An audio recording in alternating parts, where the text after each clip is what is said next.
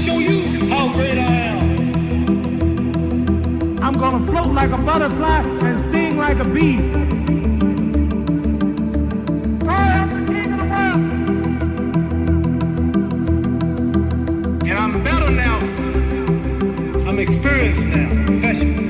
G5 Jeff TV, hit the subscribe button, hit the like button. Please share this video, support your boy. Support good content at all times. All social media is in the description box, and please hit that bell icon so you be notified when I drop that heat. This video was sponsored by my boy Fast Classic. His mixtape is in the description box. It is absolutely free. Definitely give him a download, give him a listen. And this video was sponsored by my boy Matt. Definitely check his apparel out on IG at We All From. Now, the welterweight king, Keith Thurman, returned after 22 months off and got a hard-fought victory over a good opponent in Josesito Lopez. Now, the reason why I put the welterweight king in the title was to get people's attention. Ain't clickbait. You know I'm gonna get down to it. I gotta come at, you know, a few things when it comes down to Keith Thurman, period. First thing, Keith Thurman, to me, won at least 9 rounds against Josesito Lopez. I gave Josesito Lopez round 6. Definitely gave him round 7 because he had Keith Thurman in big trouble in round 7, and I gave him another round, and I can't remember what the round was.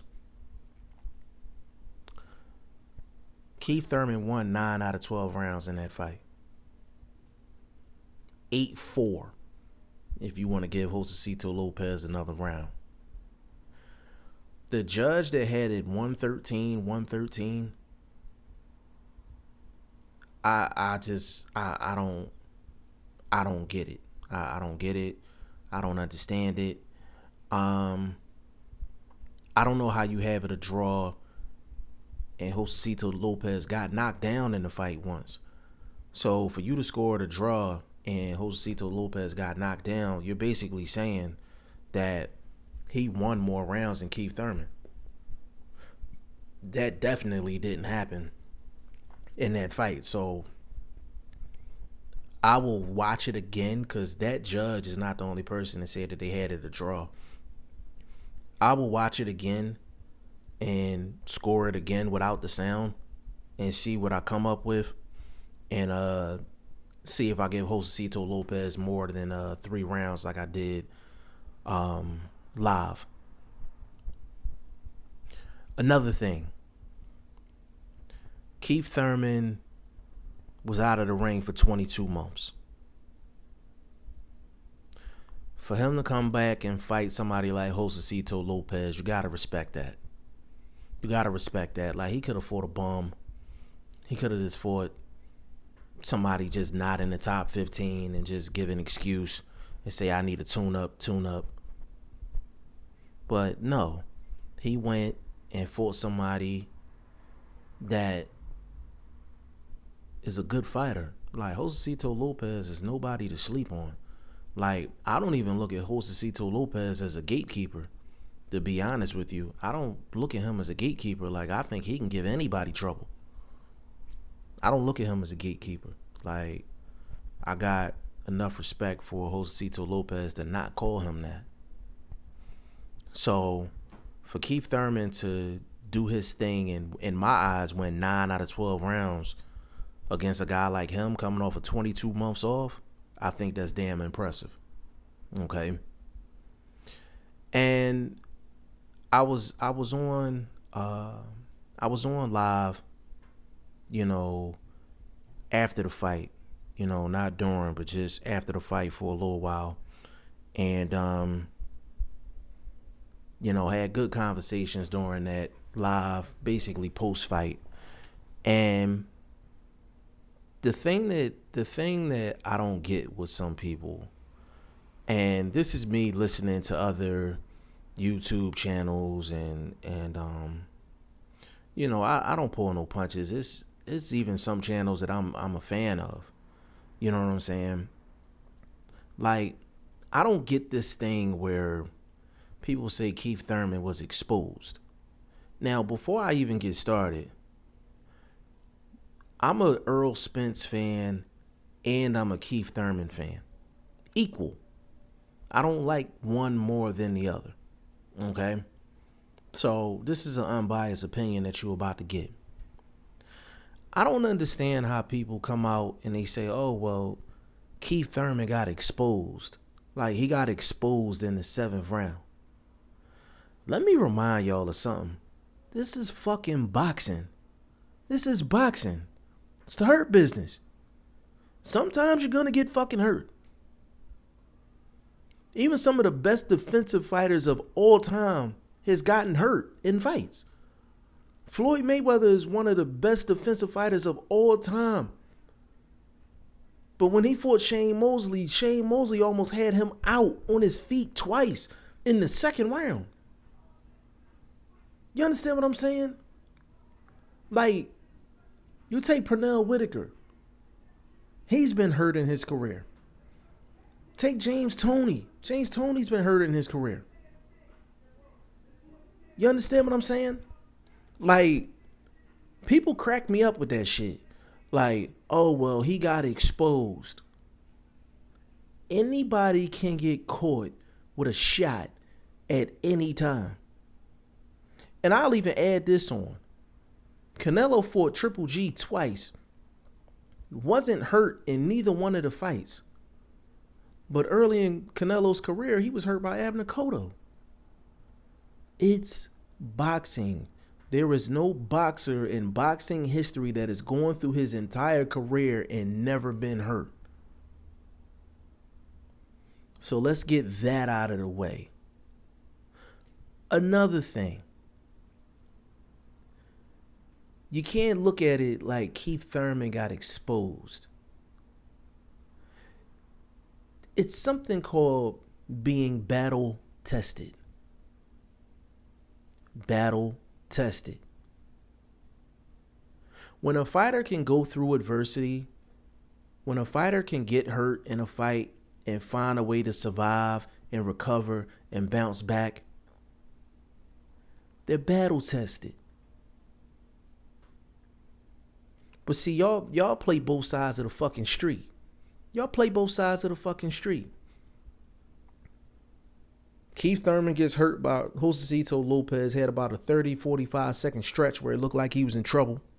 But he was smart enough to survive. Y'all say he got exposed.